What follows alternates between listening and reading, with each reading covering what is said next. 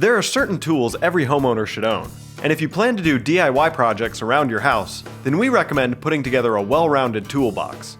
The following items are all toolbox essentials: safety goggles for protecting your eyes during DIY projects, work gloves for protecting your hands from rough surfaces and splinters, and a mask to keep dust and fumes out of your lungs. A multi-purpose screwdriver with changeable bits or separate flathead and Phillips head screwdrivers, a set of Allen wrenches for working with Allen screws, which are often used in furniture and toys, a hammer. This is probably the most common tool and you'll need one in your toolbox. A utility knife or box cutter, and scissors. We recommend keeping a separate pair of scissors in your toolbox so you don't dirty your pair from your kitchen or office. Adjustable pliers. These are a perfect all-around fit-it type tool. You can hold on to just about anything with them. Needle nose pliers. These are great during electrical work as well as grasping small items. Voltage detector. This is important for double checking that your electrical outlets and switches are not live before you work on them. GFCI tester. This is an essential for monthly testing of your GFCI protected outlets. A stud finder, level, and tape measure.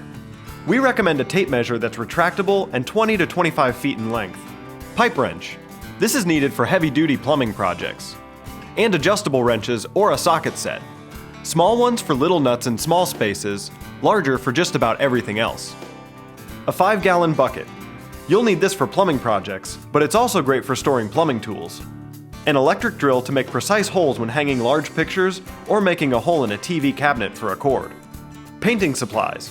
We recommend a variety of paintbrushes, painter's tape, and a painter's tool, also known as a 5-way tool. This is a multi-purpose tool for scraping, opening, and prying.